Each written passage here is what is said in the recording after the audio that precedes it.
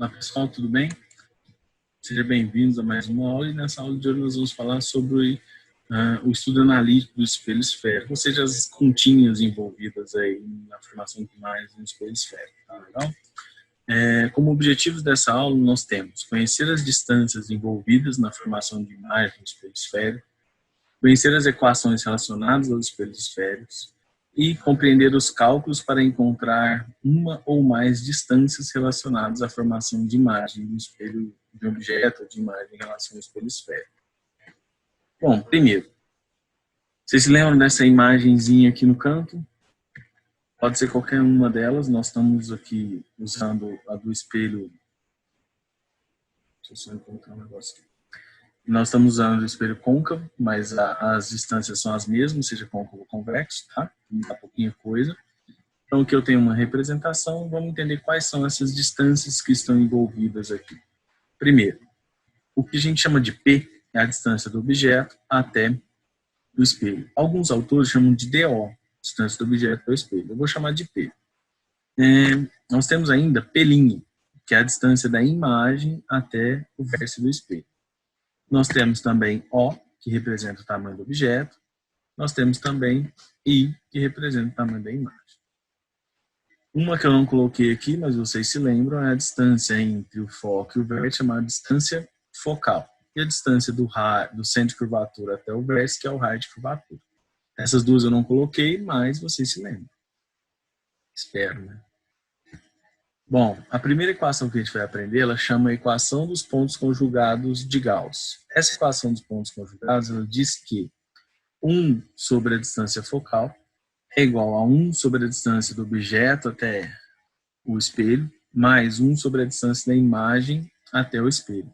O inverso da distância focal é igual à soma do inverso da distância do objeto até o espelho e da imagem até o espelho. Com essa equação, nós temos que tomar cuidado com a seguinte conversão de sinal. Se o F for positivo, maior que zero, o espelho é côncavo. Se ele for negativo, o espelho é convexo. Essa conversão de sinal pode ser usada para a gente conseguir entender se o espelho é côncavo ou convexo e até mesmo para substituir na equação usando o sinal de menos ou de mais. E a outra que a gente precisa lembrar é com relação à imagem. Se P', que é a distância da imagem até o espelho, for negativa, a imagem é virtual, que é a segunda linha então. Se a distância entre a imagem e o espelho, P' for maior que zero, essa imagem é real. A outra equação que a gente vai conhecer é a equação do aumento linear transversal.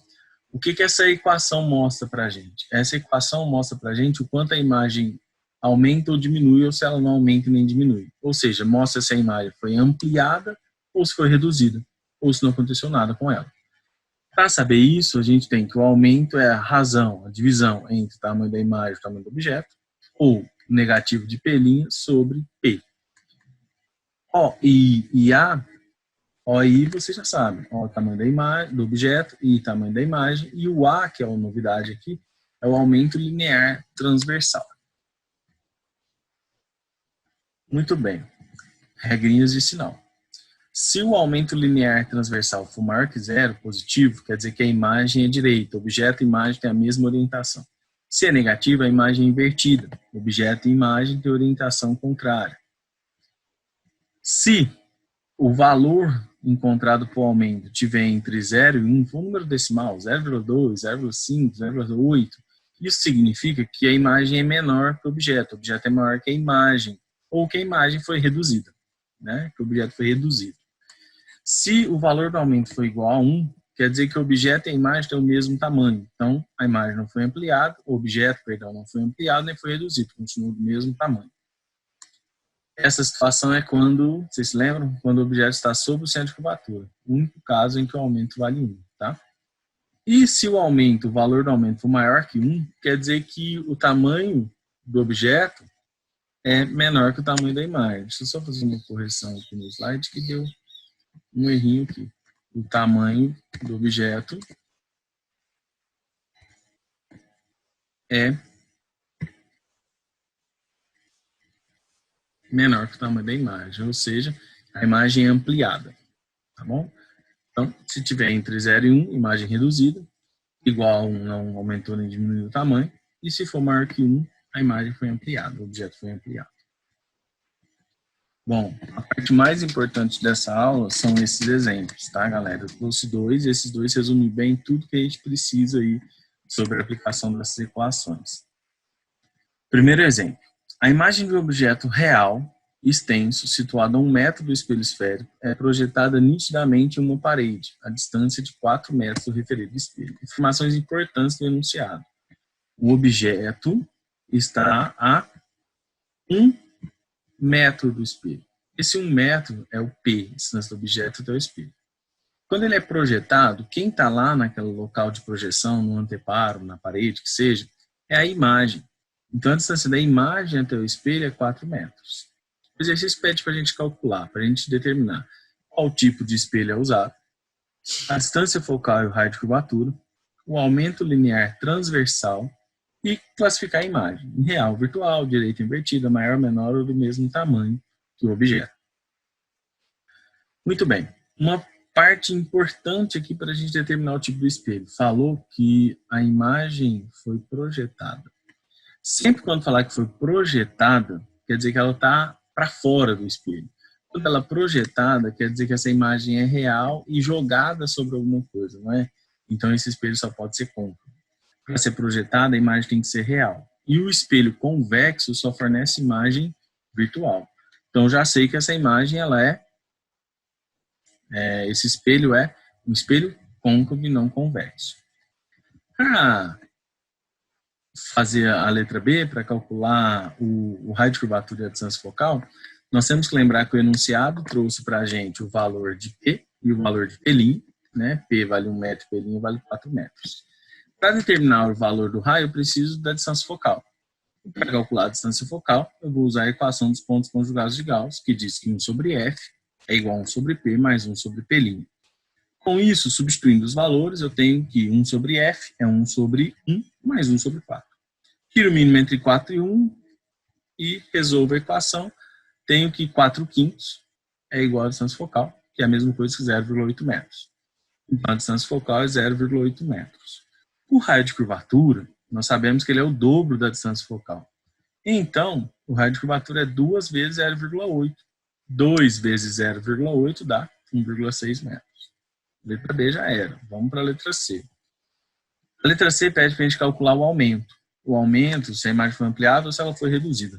Eu posso calcular dividindo I por O ou P' por P. E eu não tenho O, eu não tenho. Então, só me sobrou a hipótese, a utilização da equação menos P' sobre P. Substituindo, menos 4 sobre 1, que deu menos 4. Tá bom. Por que deu negativo? Por que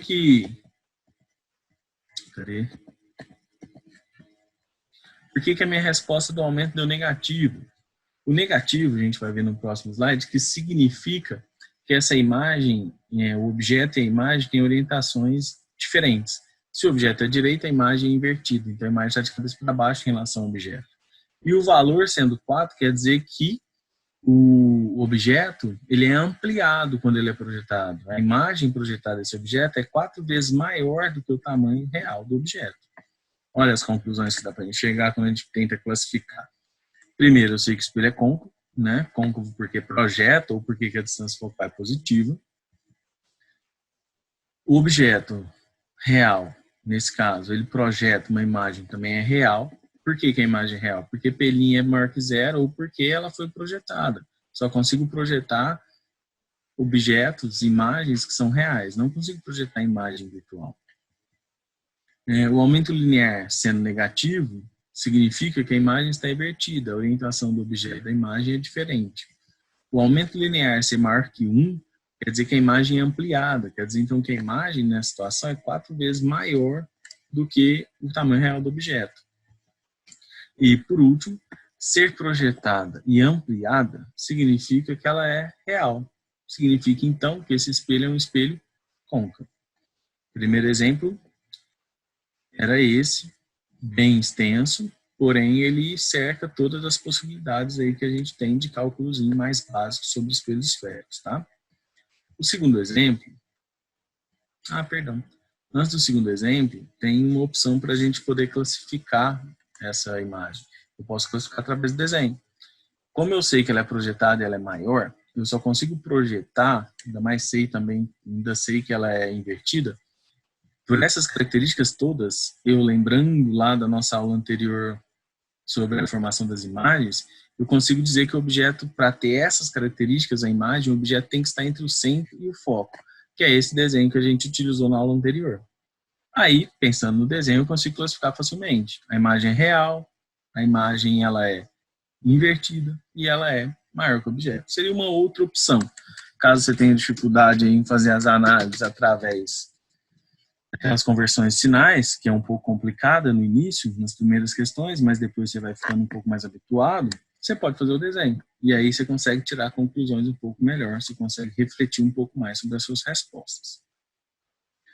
Agora sim, segundo exemplo. Nesse segundo exemplo, diz assim: a 12 centímetros de um espelho esférico de Gauss, quer dizer que ele obedece às condições de Gauss, colocamos um objeto perpendicularmente ao seu eixo principal. Então, o objeto está lá em pé em relação ao eixo principal, fazendo 90 graus. A imagem obtida, projetada em um anteparo, tem uma altura igual ao dobro do tamanho do objeto. Então, olha só. A imagem foi projetada. Se foi projetada, eu já sei que esse espelho, informação importantíssima, projetada, esse espelho é um espelho côncavo, não convexo. Outra informação que me diz que ele é côncavo. A imagem tem o dobro do tamanho do objeto. O espelho convexo, ele não amplia, ele reduz, tá? O exercício pede para a gente calcular o raio de curvatura desse espelho. Vamos lá. Como a imagem é invertida, a gente pode concluir que o aumento linear transversal ele é negativo. Ele disse no enunciado que ela é invertida. Olha, vamos lembrar aqui. A imagem obtida é projetada. Não, ele não disse no enunciado. Eu consigo perceber isso porque lembrando lá da nossa aula de formação de imagens, para a imagem ser ampliada e projetada, o objeto tem que estar entre o centro e o foco, como no caso do exemplo 1. Então, ela só pode ser invertida. Como ela é invertida, eu sei que o meu aumento linear ele é negativo. Vamos lá. O enunciado forneceu para a gente o P, que vale 12 centímetros, e forneceu o I, que é 2 vezes o O. Para calcular o raio de curvatura, R, a gente precisa conhecer a distância focal. E para calcular a distância focal, a gente precisa conhecer quem mais? O P e o P'. Então, eu posso usar as equações do ponto conjugado de Gauss. Veja, 1 sobre F é igual a 1 sobre P mais 1 sobre P'. Porém, para achar o F, eu não tenho P'. Como que eu vou achar P'? Através da equação do aumento. A é igual a I sobre O, que é igual a menos P' sobre P. Como eu não tenho o A, eu vou fazer essa relação de cálculo. I sobre O menos P' sobre P. O I vale 2O, então fica 2O sobre O, que é igual a menos P' sobre 12, que é o valor de P. O com O corta, ficou menos 2, que é igual a menos P' sobre 12. Multiplicando cruzado, P' é igual a 24 centímetros. Descobrindo o valor de P', a gente volta na equação dos pontos conjugados de Gauss e descobre o valor da distância focal. Veja, 1 sobre F é igual a 1 sobre 12 mais 1 sobre 24. Tirando o mínimo, fica 24. 24 dividido por 12 é 2, 2 vezes 1, 2. 24 dividido por 24 é 1, 1 vezes 1, 1. Então ficou 2 mais 1 sobre 24, que deu 1 sobre F é igual a 3 sobre 24. Multiplicando cruzado e isolando, a gente tem que F é igual a 8 centímetros. Após descobrir a distância focal 8 centímetros, basta a gente voltar na equação do raio de curvatura. O raio de curvatura é o dobro da distância focal. Então, R é igual a 2F. R é igual a 2 vezes 8, R é igual a 16 centímetros. Tem uma outra opção para a gente conseguir descobrir o valor dessa distância focal. Ela é mais simples, eu não preciso fazer esse tanto de conta que a gente fez aqui, é bem mais simples. Porém, eu tenho que memorizar uma nova equação. Uma equação que ela surgiu da junção da equação dos pontos conjugados de Gauss e a equação do aumento linear. Juntando essas duas equações, eu cheguei nessa equação aqui, que diz que o aumento é igual à distância focal dividido pela distância focal menos a distância do objeto até o espelho. A é igual a F sobre F menos P. Vamos pegar as informações e vamos substituir. O aumento é menos 2, porque é menos P' I sobre O, e a gente tem que o I é 2O, né? Então o aumento é 2 vezes. Uma imagem invertida é negativo. F eu não conheço, então fica F sobre F menos 12, que 12 é o P. Agora eu multiplico cruzado. Menos 2 vezes F menos 12, que é igual a F. Menos 2, fazendo a propriedade distributiva, a gente chega na equação que diz que menos 2F mais 24 é igual a F. Isolando f, eu tenho que 2f mais f é igual a 24. Portanto, f é igual a 8. Depois que eu descobri o f, eu lembro que o raio de curvatura é o dobro da distância focal. Ficou fácil fazer o cálculo. Raio de curvatura 2 vezes 8, que dá 16 centímetros. Então, basicamente, esses são os exercícios mais básicos para a gente poder começar a fazer alguns cálculos relacionados ao espelho esférico. Então, desse slide, nós temos que lembrar as 3 equações dessa aula de hoje. Tem que lembrar as 3 equações.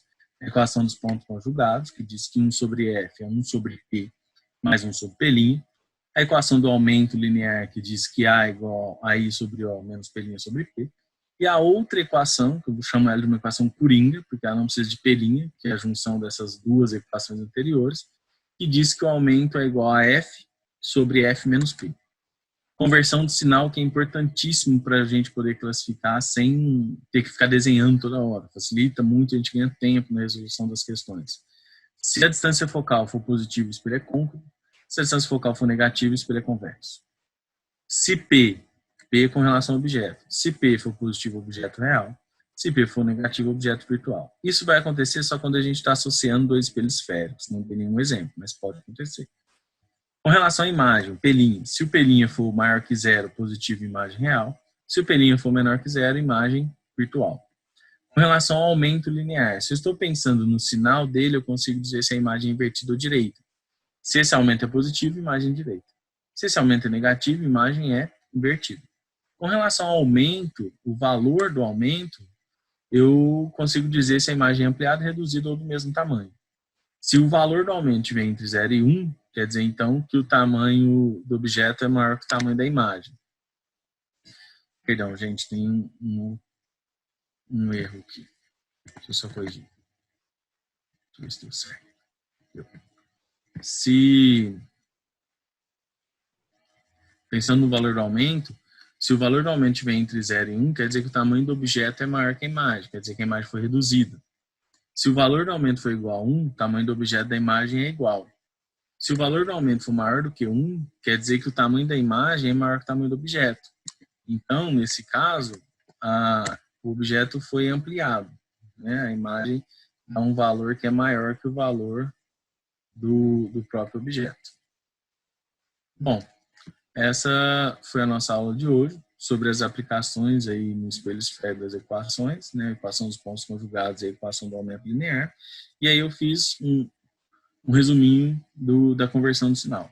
Espero que vocês tenham entendido esta aula e vou deixar depois aí uma listinha de exercícios para vocês fazerem com relação a esse nosso vídeo, essa nossa aula.